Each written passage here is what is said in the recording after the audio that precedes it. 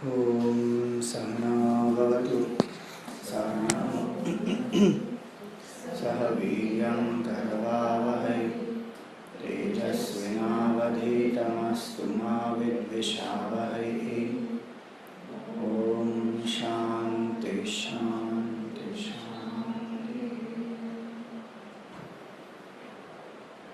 ॐ गुरुर्ब्रह्मा गुरुर्विष्णु गुरुर्देवो महेश्वरः परब्रह्म तस्मै श्री गुरवे नमः। समस्तजनकल्याणे निरतं करुणामयं नमामि चिन्मयं देवं सद्गुरुं ब्रह्मविद्वरम्। ॐ पार्थाय प्रतिबोधितां भगवता नारायणेन स्वयं व्यासेन ग्रथितां पुराणमुनिना मध्ये महाभारतम् अद्वैतामृतवर्षिणीं भगवतीम् अष्टादशाध्यायिनीम् अम्ब त्वामनुसन्दधामि भगवद्गीते भवद्वेषिणीम्। त्वं ब्रह्मा वरुणेन्द्ररुद्रमरुतः स्तुवन्ति दिव्यैस्तवैः वेदैः साङ्गपदक्रमोपनिषदैः गायन्ति यं सामगाः। ध्यानावस्थिततद्गतेन मनसा योगिनः यस्यान्तं न विदुःसुरासुरगणाः। देवाय तस्मै नमः देवाय तस्मै नमः।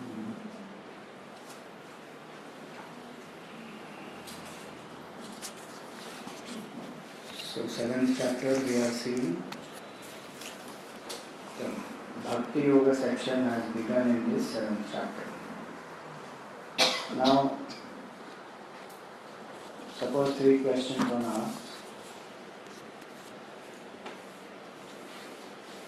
Generally, which many times one asks, that what does God know? What can He do? And where is He to be found? So, in this 7th chapter, we find what does God know? He is omniscient, He is of the nature of knowledge itself. Because of the Lord's presence, we know everything else. The senses are able to function because of the presence of the Lord in us. Mind can feel, intellect can think. And specifically in the 7th chapter, we find that the second verse is the verse which answers this question. What does God know? He is the one of the nature of knowledge, and knowing whom, we also come to know everything else. What does God do? So we find that in verse number 4 and 5 that He will speak now, which we have to do today, that the entire creation, sustenance, destruction, all this happens by the very presence of the Lord. And where do we find the Lord? So we find in verse number 8 to 11, different expressions of His are given, that we can experience Him in all around us. Not someone sitting up there in the heaven controlling the lives of people. So let us see this now. We already saw the first 3 verses. Today we will see what God does. 4th and the 5th one. Bhumirapo nalo vayuhu kham mano buddhireva cha ahankara iti yamme bhinna prakritirashtadha.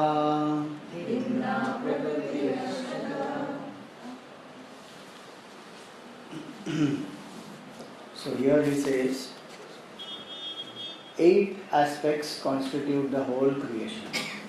What are they? Bhumi, earth; Apaha, water; Anala is a fire; Vayu, wind; and Kham, space. These are 5 inert, 5 elements. So the entire gross world is made up of these 5 elements. Whatever we see around us is made up of these 5 elements. Even our mind and intellect, mana and buddhi, they are also actually made up of 5 elements. Technically in Vedanta we say they are made up of 5 subtle elements. Subtle elements are elements which are pure by themselves, that space is only space, air is only air. Gross elements are those which are mixed with each other. So mind is made up of subtler matter, body and other things are made up of grosser matter. So the whole creation is actually made up of these. And then he says, so these are 7, 5 elements, mind and intellect. Mind is the capacity to feel the emotions, intellect is the capacity to think. Now, ahankara iti yamme. And then there is a intelligence, there is a ego, ahankara. Because if that ahankara is not there, the sense of I is not there, actions will not happen. Especially in us as human beings, because we have the buddhi. In animals, the actions happen without the sense of I.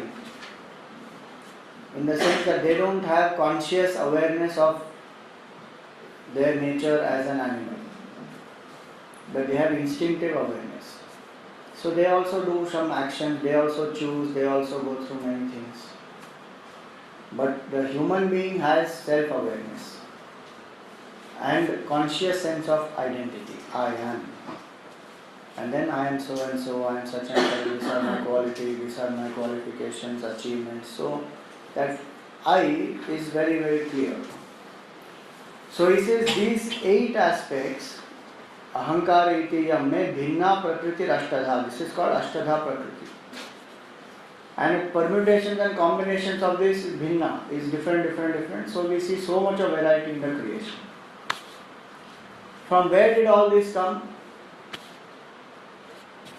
All this manifested from the Lord only. Just like we said earlier in the last 2 days, that how the spider creates a web from its own self. In the same way, the infinite truth creates the whole world from itself. Hence, in Vedanta, we always say that God did not create the world, God manifested as the world. Like the dreamer projects the whole dream world from his own mind. So 8 aspects. Now when we go about analyzing what is the cause of the creation, these 8 are called material cause of creation. See that one of the difference between science and spirituality is this. So in creation, any creation if we see, there are 3 causes which are involved. One is a material cause, one is the instrumental cause, and one is the intelligent cause. Upadan Karan, material cause. Karan Karan, instrumental cause. And Nimitta Karan is intelligent cause. So simple example for it is the potter is the intelligent cause, the wheel is the instrumental cause, and the mud is the material cause. Now what Vedanta is saying here to us, for any creation these 3 are very important. Now if the creator is not there, the creation is not possible. Just some material is available and it will combine by itself and form the whole universe. Is it ever possible? I don't think. If that was possible, we don't have to do anything. Food will get cooked on its own. House will get assembled on its own. But we don't see all that happening. We see that there is some intelligent entity using the material cause, instrumental cause, and then producing something. Now science is saying, look, material cause is there, and we are identifying the root cause of the whole creation. So first we say atom, then we say proton, neutron, electron, then you go into that still deeper and string and quarks and whatever one. But what is that? That's only a building block which is a raw material. If one says, no, there is no intelligence required, The creation is happening on its own. How can it happen on its own? Not possible. There has to be an intelligent cause, and one has to inquire into the nature of that intelligent cause. That's all. If one says, I don't believe in a God with some form or sitting high up in the clouds or controlling the destinies of people or throwing them into heaven or hell, agreed. Religion is also not saying any of that. Initial levels of religion where people can't understand so much of logic, all this is being said so that out of some fear they will follow some morality, nothing else. But that is not only religion, there is so much more to it. So when we say that there are these three causes, now for any finite creation there have to be three causes who are separate from the creation. So the pot is the creation, and the three causes, that is the mud, the potter and the wheel, they are separate. Of course mud becomes the pot, so that's a different point, that is the material cause only which modifies to become the effect. What I mean to say here is that there are three different causes which are there, but that is only when it is a finite creation. But when it is a creation is infinite and the creator is infinite, can there be three causes? Why there can't be three causes?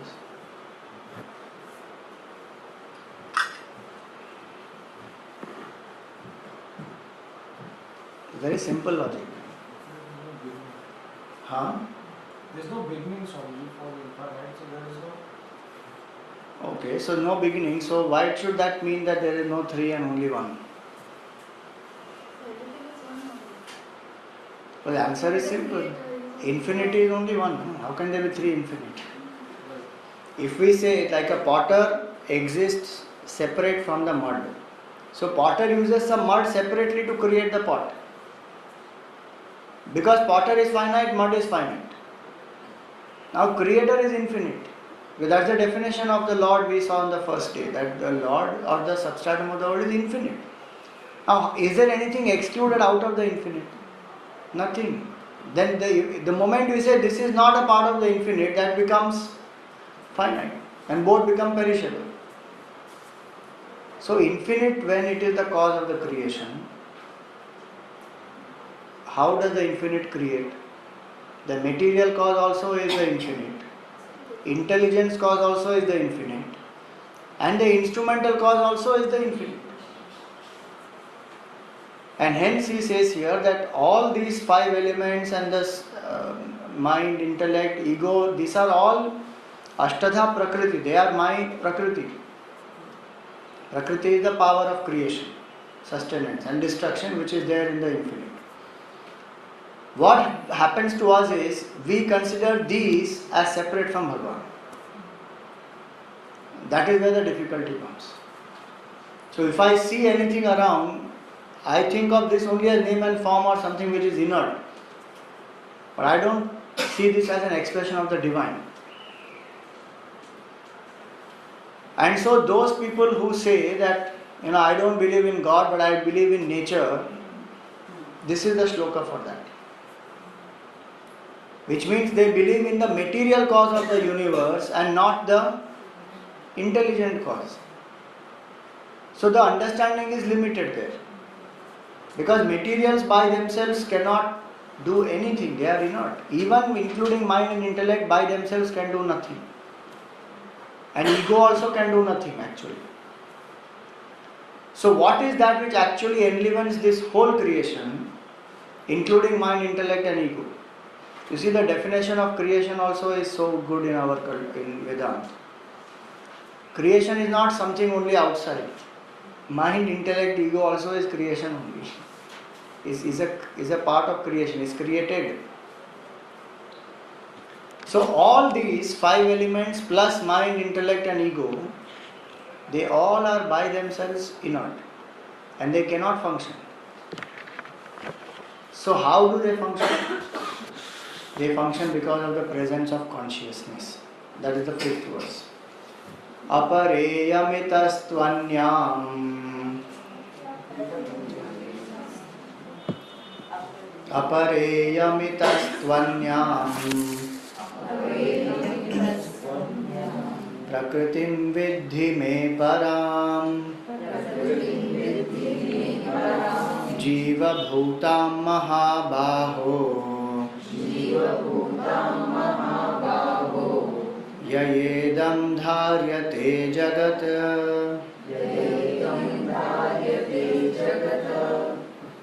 So he says apareyamitastvanyam prakriti viddhi me param.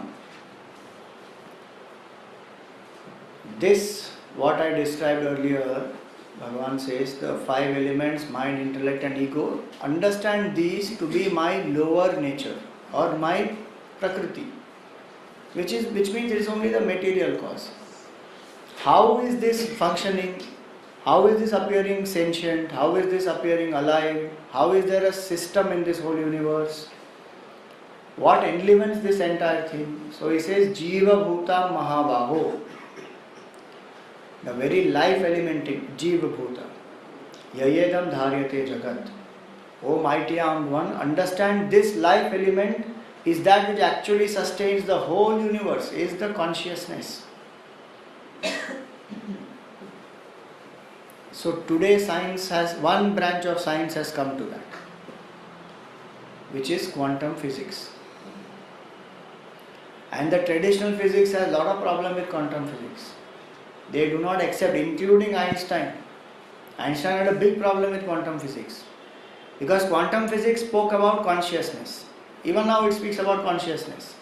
And it says that the observer is the consciousness. And the observer is the one who affects, the very observation is affected by the observer itself. The observation, the observed, everything gets affected by the observer. And nobody is taking into account that observer. Till now the search was only outside. So science has finally come to that aspect. It may take some more time for the other people in science also to accept it, that there is a consciousness element. Why it is not accepted in science about the presence of consciousness? Because they think that the what is that called? Intramolecular forces which are there, they sustain the whole universe.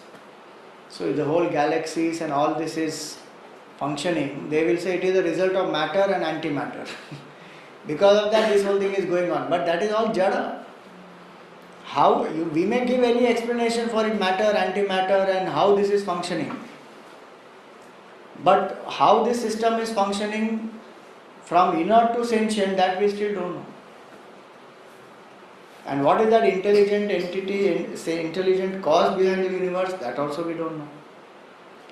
So slowly one has come to discover, even in science, that consciousness is that which actually enlivens the whole universe, without which nothing will function. So he says, know this to be my true nature, which is my higher nature.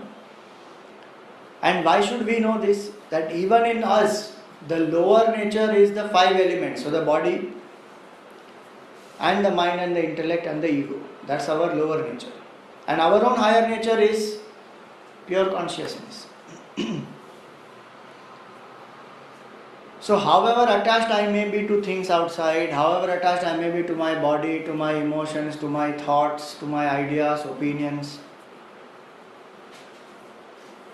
it is a choice every minute that I have not to be living at that level, but to lift myself, to identify myself at the level of consciousness.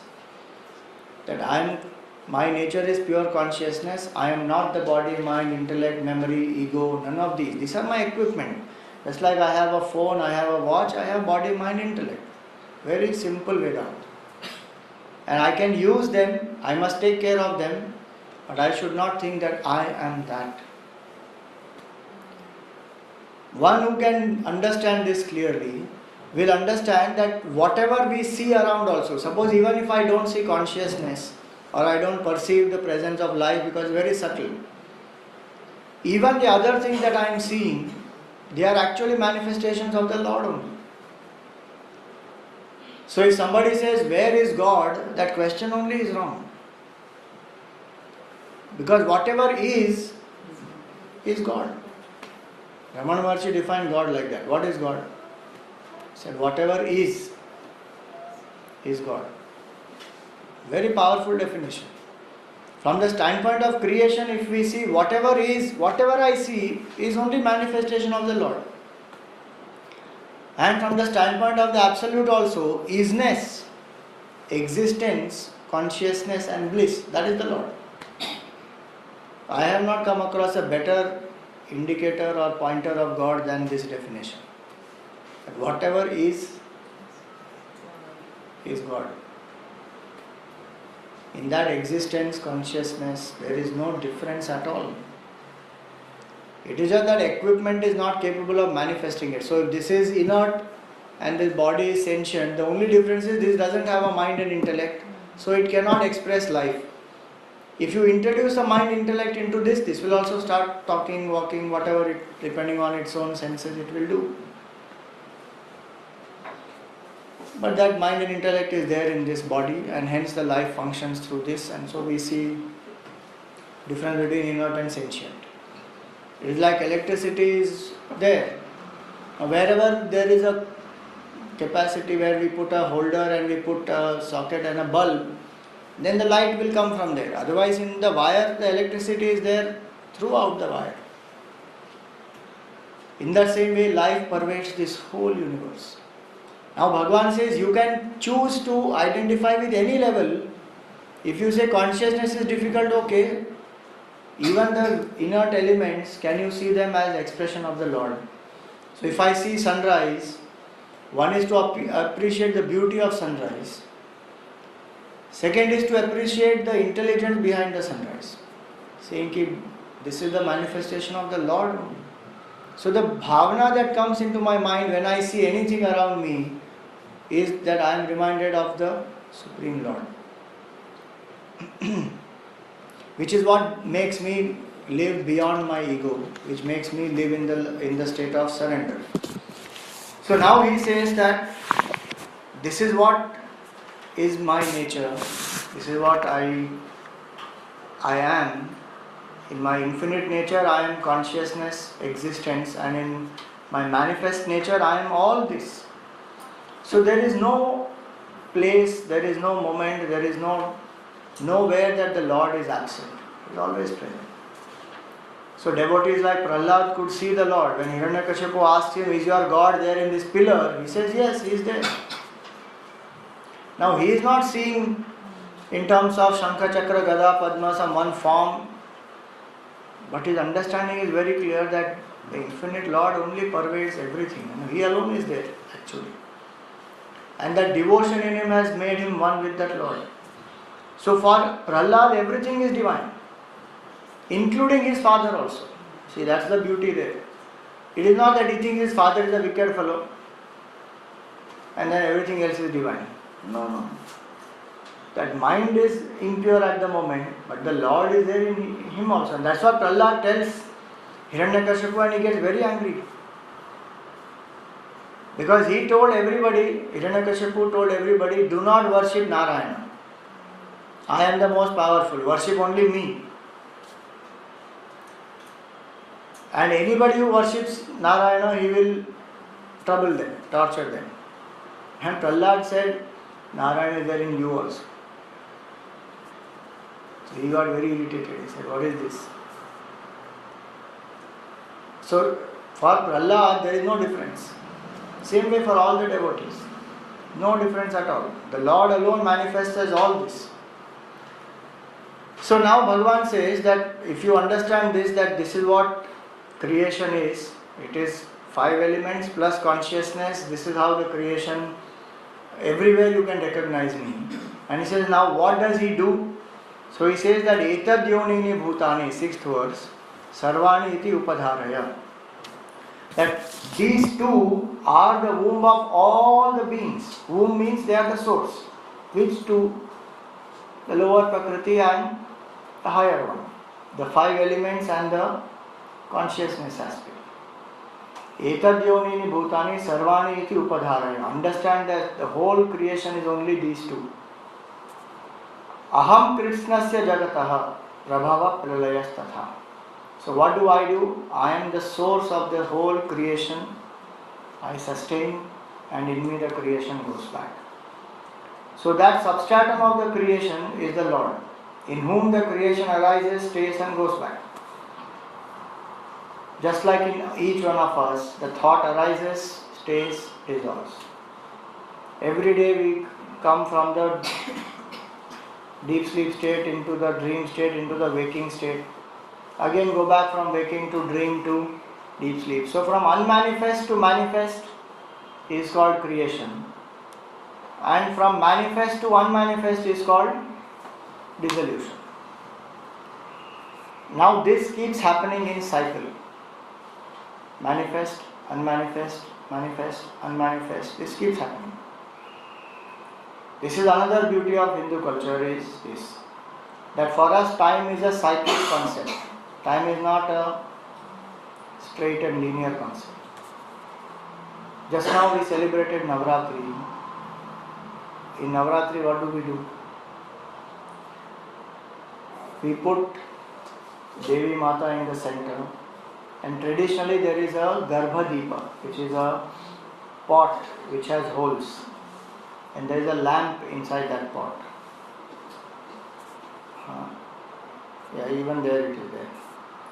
So traditionally it is made up of mud, the pot, and then there are holes inside it, and there is a lamp kept inside, and one dances in circle around that. The symbolism is this, that everything changes, and time is a cyclic aspect, that after birth one grows, one dies, again one is born, one grows, one dies, this goes on. Creation, sustenance, and dissolution, this keeps going around everywhere. But the center, meaning what is that which is changeless, is the consciousness. That Garbhadipa represents that. That my body also is like that, and that consciousness is within me, and these are 7 holes in my body. And consciousness is actually manifesting through all the 7 holes. Seeing, hearing, tasting, smelling, touching, all that is happening. I have to recognize that that lamp inside, that consciousness within me, that is the changeless truth around which everything is happening, the changes are happening. The celebration of that is that Navaratri dance. That I have done for first 3 days, I have prayed to Durga Devi, destroyed my tamas. Next 3 days I am doing Lakshmi Ji's worship, and I have inculcated noble values and devotion. Last 3 days I am worshipping Saraswati Ji, and the knowledge of the self I have obtained. And so the 10th day is the Vijayadashmi, where the ego is gone and a person is so happy.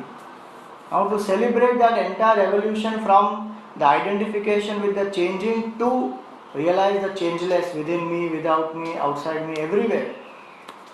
That dance is the dance of Garva. So here, when Bhagavan says that understand that I am the cause of the entire creation, sustenance and destruction, for a devotee, what is important in this? That if Bhagavan maintains this whole creation, will he not take care of me? I am worried about my petty little existence, who will take care of me, and I am alone, and I am insecure, and I am scared, and what will happen tomorrow, and what all thoughts come into our minds. The devotee says that Bhagavan takes care of everything. I remember the Lord, and whatever duty I have to do, I will do as a dedication to the Lord. But not out of any insecurity. What will happen tomorrow? Kal kya hoga? Jo hoga, wo hoga. I will face it. So for a devotee, the whole thing is a play of the Lord. Even if there is a massive destruction happening, one remembers the Lord only. Whether it is a tsunami or an earthquake or anything. And even if there is a great creation or some great grand achievement happening somewhere, that also one thing is to create glory of Bhagavan. So that individual ego loses its importance. That what is important in this is to not apply it only when we want to. It should be consistently applied. We do what? Convenience based application. When everything is going well, idea. Swamiji, I came into this city only with 25 paise. And I'm a self-made man. I did it all by myself. And when some gadbad happens, then why did this happen to me? Where is God? Why is God doing all this to me? A devotee will apply it consistently. Good things also the Lord, difficult things also the Lord. Creation, sustenance, destruction, everything happens by the Lord. So if I say I created something, I am only an instrument. The real creator is Bhagavan. I am sustaining my family, my work sustains the company, my work will make this country better. Functional level, yes, all that is true, but psychologically, deep down, I must know that the real doer is the Lord only, no one else. And destruction aspect also. That is something got destroyed. There was a reason for it. It got destroyed. So I don't get devastated inside in my mind. So what does the Lord do? Lord does this. Creation, sustenance, destruction. This is His work. Somebody asked, one Zen master was there, and the disciple asked the master that from where did this creation come? And the answer that he gave was very simple and very profound. He said, from where this question came, from there the creation came. You think? From where the question came? He may say the question came from the buddhi, from my thinking, my intellect. But how does the buddhi function? Function because of the consciousness. So that consciousness, because of whom the intellect functions, the mind feels, the body perceives, is the same consciousness from which the whole creation arises. Same consciousness from which waking, dream and deep sleep arise in individual. Creation, sustenance and destruction happens in the total universe. And so for the devotee, the remembrance of this is what makes the person humble. So now if creation happens from the Lord, you see at the level of Prakriti we see that 8 aspects which we saw, Ashtadha Prakriti, not only they are inert, but the variety in creation happens because of the permutation and combination of these 8. When we forget the presence of the Lord, not only we get attached to any of these, but because of that attachment we fight. We create wars. There is violence, there is insecurity, there are so many problems which happen in the world. Because we don't see essential oneness. That all of us are bound by that one consciousness. So very, very important verse of the Gita is verse number 7 of the 7th chapter. We should actually memorize this sloka. Matta parataram nanyat Kinchidasti dhananjaya Mai sarvamidam protam Sutre manigana iva.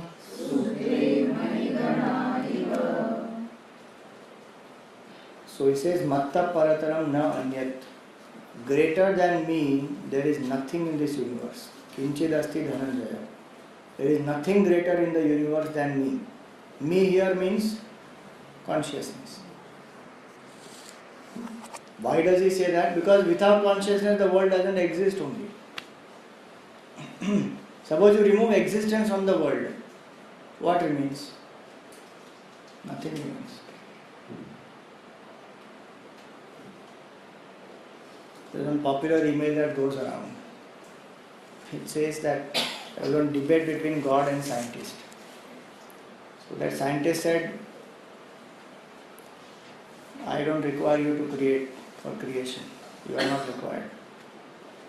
So God said, okay, you have advanced so much, then I accept, no problem. So can you create something? He said, of course I can. He said, okay, start.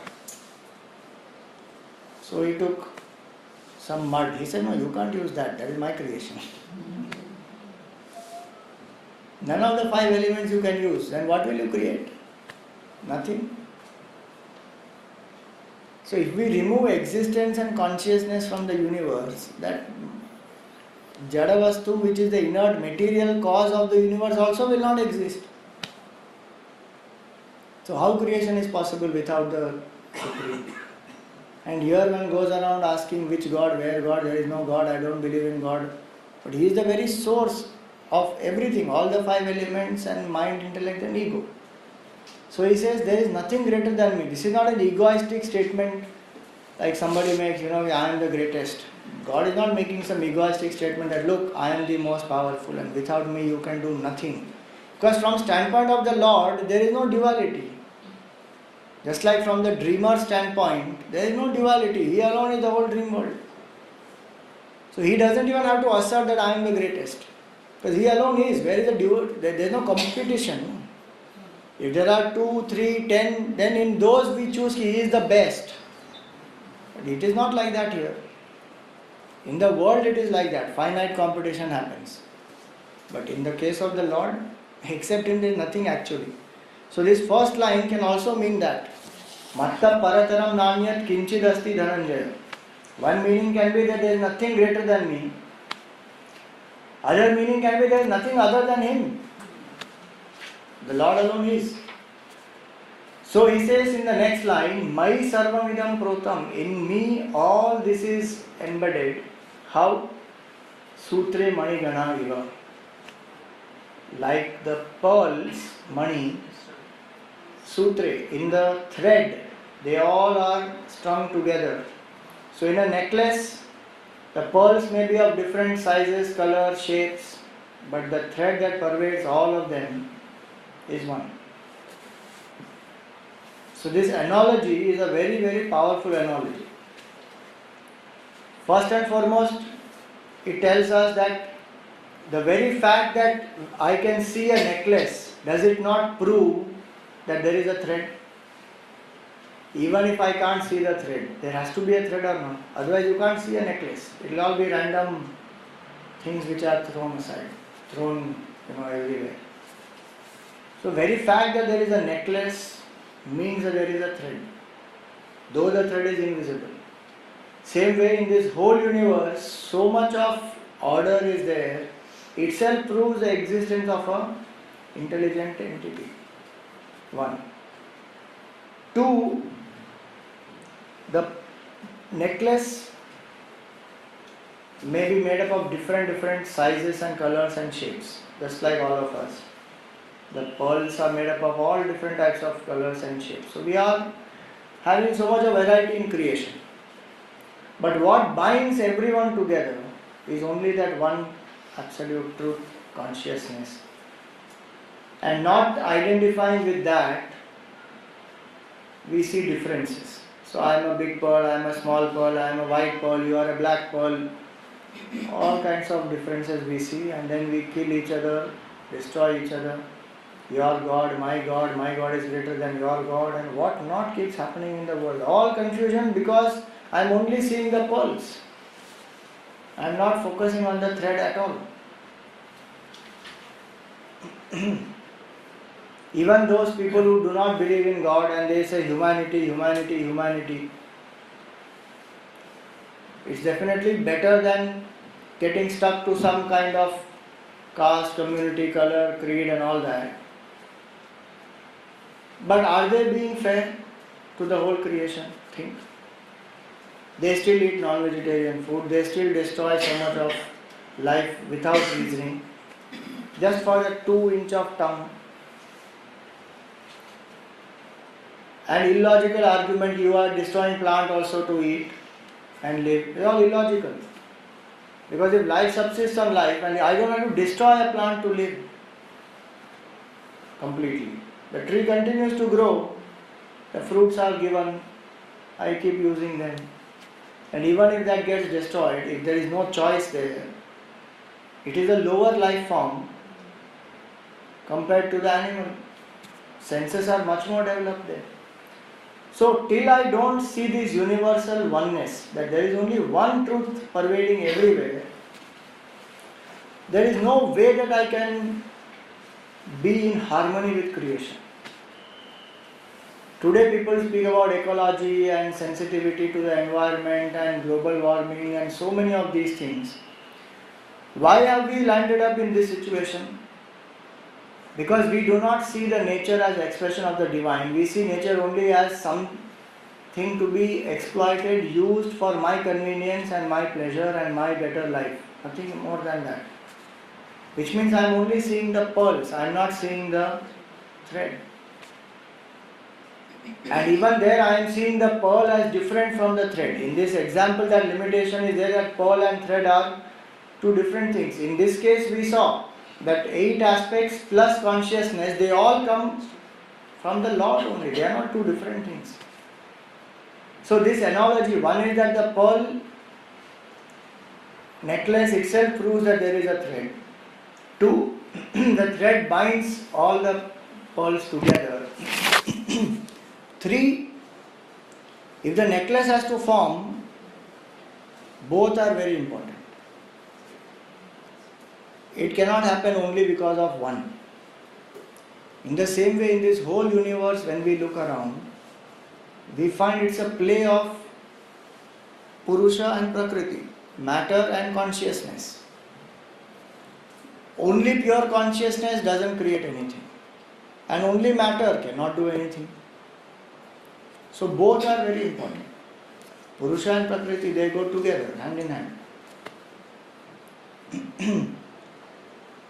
So if we discount any one, that's where our problem comes. We see only Prakriti and we don't see Purusha, so we exploit Prakriti. And those who see only Purusha, they turn away from the Prakriti. So then they experience the Purusha, no doubt, in their quiet moments of meditation. But when they come out, they have to deal with Prakriti. So we have to know that everything is a combination of both Purusha and Prakriti. So none of them is to be ignored. They both are very important.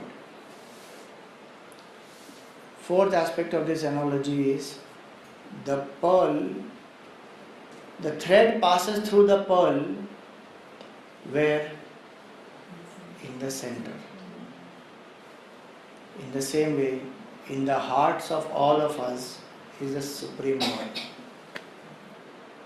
Right here and now. If I can turn my attention within, I will find the Lord in my own heart. Heart meaning not the physical heart here, but as the core of my personality. The moment I get detached from my false identification to Prakriti, I will realize that that Purusha is me, it's my own nature. So I only have to do this, that I have to look within. I don't have to look outside. If I turn within, I will realize the Lord in my own heart. Externally, to a certain extent, for some time I may go to a temple, worship an idol. I am not worshipping the idol there, I am worshipping the Lord through the idol. And that may help me being in that environment or going to the temple and following some practices. But eventually it will make me only turn within. So just like that pearl is pierced in the heart and the necklace is made when the string runs through the heart of each and every pearl. Same way, the same truth pervades every one of us in our own heart. There was one place in Siddhabari, our Gurudev Swami Chinmayananji, he used to sit, there's a rose garden there. Now his samadhi is in that place, but he used to love that rose garden. So sometimes in the evening he will sit there and people will sit around him and they will have some question answers. So one day one person asked Gurudev, youngster, he said, Swamiji, I don't believe in God. Prove to me that God exists. You know what Gurudev replied? He looked at him and he said, Oh God, why do you sit in the audience and test me like this? And then of course he gave the explanation of cause and effect and so many things. But from his standpoint, he used to always say that the atheist who says that I do not believe in God can also say that only because of grace of God. Meaning not some God up there who is blessing him, but the consciousness is there in him because of which he is able to even think and reject the presence of God. And different ways he used to joke about it. Another place, some other youngster asked him, he said, I don't believe in God, prove to me God exists. He said, if you don't believe in God, that means you are telling me that you are a son of a father who has no father. So you don't believe in your grandfather, great-grandfather and your entire family. Why? Because you don't see them. The very fact that you are there proves that there has to be your father and it has to be your grandfather and your great-grandfather. So just because we don't see God doesn't mean that there is no God. The very fact that creation is there shows that there has to be a cause. So many simple different expressions he used to give. So the idea here is this, that the Lord pervades the heart of everybody, whether a believer, a non-believer, an agnostic or an atheist or whoever that person is. And hence even a sinner, so-called sinner. So in our culture, nobody is branded as a sinner. And there is no concept of eternal damnation, that you are damned forever. No way. You are divine. That's our true nature. So when Vivekananda went and spoke about this in America, there was a big revolution that he brought about there, and people were shaken up because he used to say, this is our Hindu culture, this is what India believes in, this is what India stands for, that we believe that all of us are children of immortality, Amritasya Putraha, this is what is said in the Upanishads. We are not children of sin, born in sin, delivered into sin and have to be delivered out of it. No. And he would roar, he would say that you are not sheep, you are lion. So stop considering yourself as sheep and weak and meek and you roar the divinity in you. And he's one of the very famous and powerful lines is, the only sin in life is inferiority. Why do you consider yourself inferior when your true nature is immortality? Why should I be succumbing to inferiority? For what? Otherwise, all the time the world makes me feel low, makes me feel less of myself, and all the time I do self-condemnation in my own mind. I am not good enough. I should be better. I still can't match up. I still can't do this. I still can't do that. Constantly we are reminded of our weakness. Constantly we put ourselves down. If I remember this, I always tell myself that the Lord is in my own heart, is with me at all times. There is nothing to be feeling low about. Even if there is something which is not appropriate in my life, I can always change it and correct it and pull myself out of the wrong way of living or thinking. But I should not condemn myself. So that's the fourth one? Fourth point of this. Fifth point is, necklace cannot exist without the thread. Pearl cannot exist, pearl will not be bound together in the necklace without the thread. Thread can remain as it is, but the pearl needs the thread. Like the inert matter requires sentient life or pure consciousness, otherwise it cannot function. And so we say that, Ramakrishna Paramahamsa used to give a very nice analogy for it.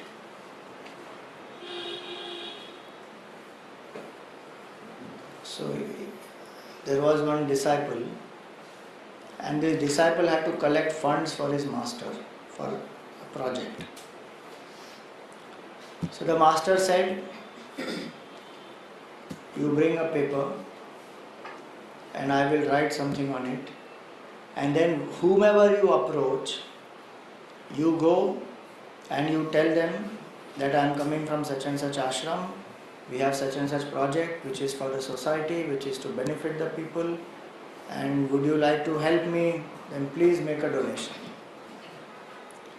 So he said, okay. And so the master wrote 1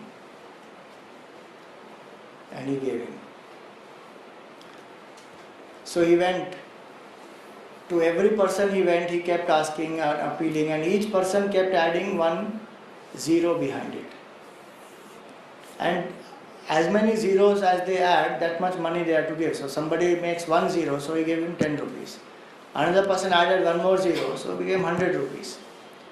Third person, if he can't give 1000, he will give 100 rupees. Somebody else will add 1 more 0, give him 1000 rupees. So like that, he managed to collect a lot of money. And by the time he came back, he was very, very proud. He said, see, so much money I collected. He got some 3-4 lakh rupees he collected and he brought. By the evening he was... So he came back with an attitude saying, see, you wrote only 1 and made it into 5 lakhs. So the master realized, yeah, this man now is... So he said, okay, very good, congratulations. But our project is so big, we still need funds. So tomorrow also you go. And this time the master wrote 0.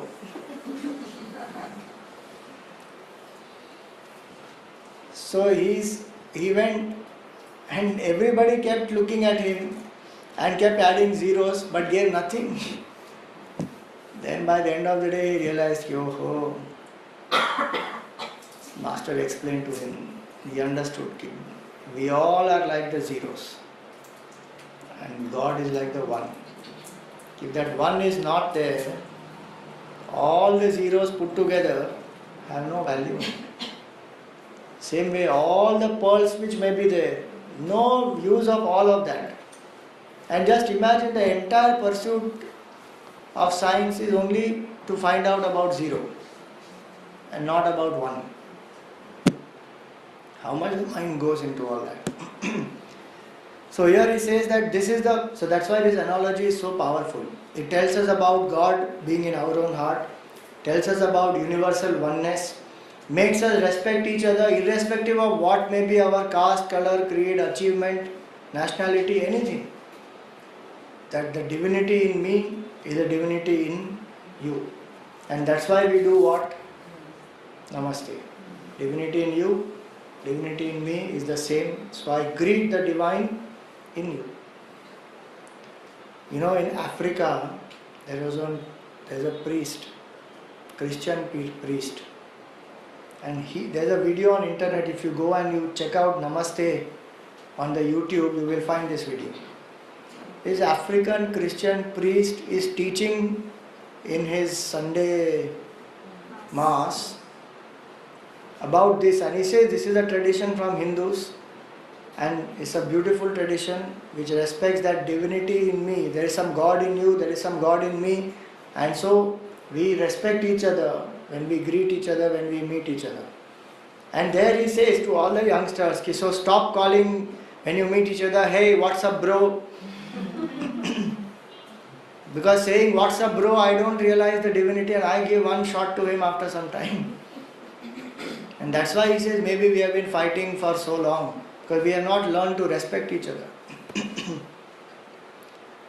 This verse is talking about universal oneness, not just oneness at humanity level. So very, very powerful verse that the Lord alone pervades the whole creation. Now if we say that, okay, where do I recognize Him? So whatever is the essential nature of a thing is called its own dharma. Now if you remove that, that thing doesn't exist, or it loses its nature and its importance. So the essential nature of a thing, apart from existence which is there, the special quality or the essential nature of that thing, the Lord says, you can see my expression there. Because to see the Lord as existence, very subtle, very difficult. But I can see Him as the essential property of anything. So many examples He gives here, 8th, 9th, 10th, all these verses. So he says, Rasoham apsu kaunteya, I am the sapidity in water. The capacity of water to quench our thirst, to provide taste. He says, I am that. Rasoham apsu kaunteya. Prabhasmi shashi surya yoho. I am the light in sun and the moon. Pranava sarva vedeshu. I am Om. Om is considered to be the essence of the entire Vedic knowledge. So he says, I am that Om of the Vedas. Shabda Khe, I am sound in space. And Paurusham Rushu, and I am the vitality or the inner strength in the human beings. The strength to face life, the courage, the confidence. He says, I am that. So wherever I see this, whenever I see the sun, I can be reminded that this light is because of the light of the Lord. Whenever I see the moon, I drink a glass of water, my mind can go into the Lord. So what is important is, through any of the means, I can connect to the source. Even if you take logically speaking, you will come to the source as consciousness. Suppose we say water. Now what is water made up of? Hydrogen and oxygen. Where did these come from? These are a part of the air. Air comes from where? We say air comes from space. From space comes air, then comes fire, then comes water, then comes earth. From space comes air. From where does the space come from? That we don't know something. Space is there. Space is a product of mind. Not only individual mind, but total mind also. Just like when I become awake, then I am aware of the space around me. Or in the dream state, when the mind is awake, mind is alive, functioning, then the dream world, there is a dream space and the whole creation. So space is created by the mind, and mind comes from subtle five elements. Subtle five elements come from Bhagavan, from Prakriti. Prakriti is the power of the Lord. So if we trace anything back, it will only come back to Bhagavan. And remember, we are saying that the effect is nothing but the cause itself in another form. This whole creation is nothing but the Lord in different forms. So any aspect of the creation can be used to connect to the Lord. And for that, if I cannot connect at existence level, I can connect on the essential property of that. So he continues, Punyo Gandha Prithivyamcha, the fragrance in the earth. The smell is a quality of earth actually. So when rain has to happen, just a few moments before, there is a beautiful fragrance. Even otherwise there is a fragrance, but we specially feel it just before the rain. So he says, I am the fragrance in the earth. Tejas chasmi vibhavasav. In the fire, the capacity of fire to give light and heat, that is me. Jivanam sarva bhuteshu. I am the life in all beings. Tapas chasmi tapasvishu. And I am also the austerity in the great tapasvins. So one is to see externally. So first he gave example which are gross.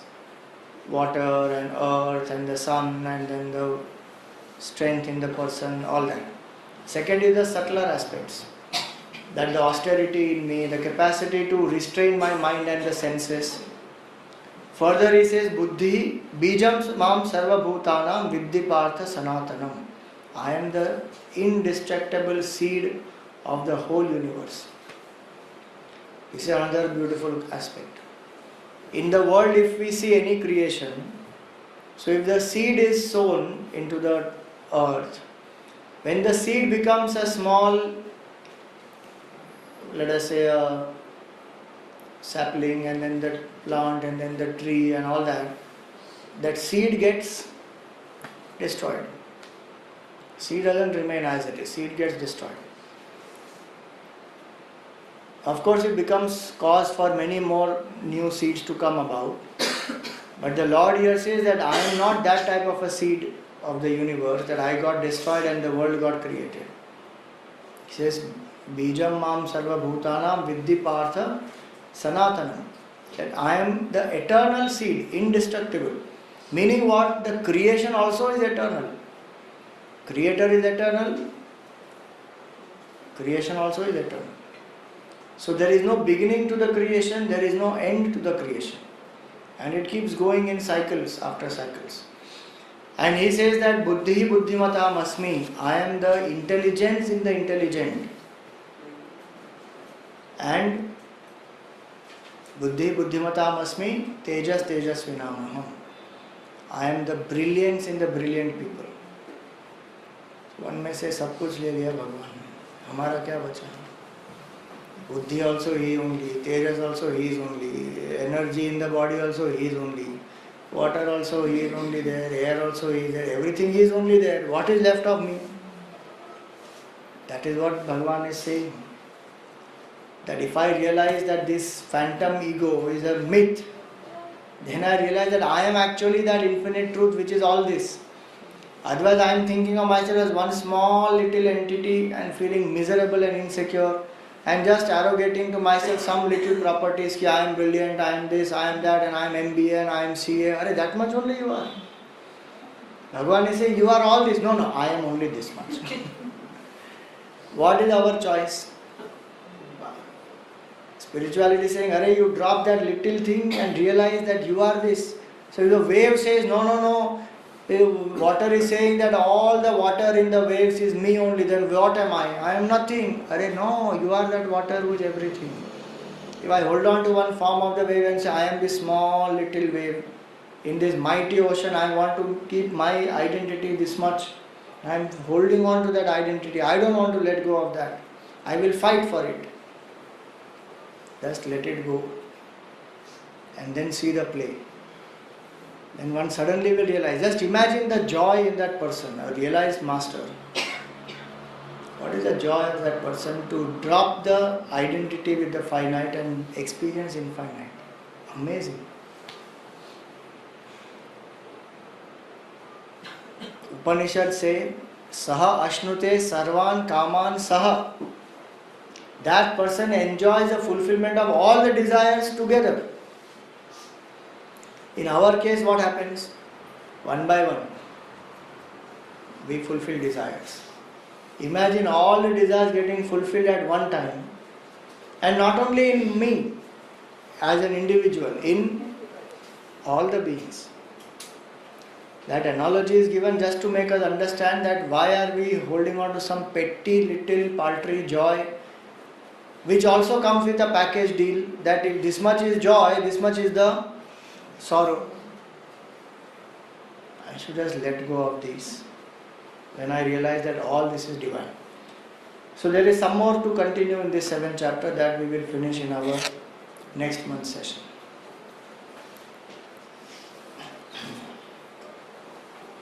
So one request to all of you is that many of you are regular here. So when you come, please bring the Gita book. Because when the shloka we chant and you read the shloka, then at least one is more familiar with the Gita. And also if you like, then the commentary you can read. Beautiful commentary is there.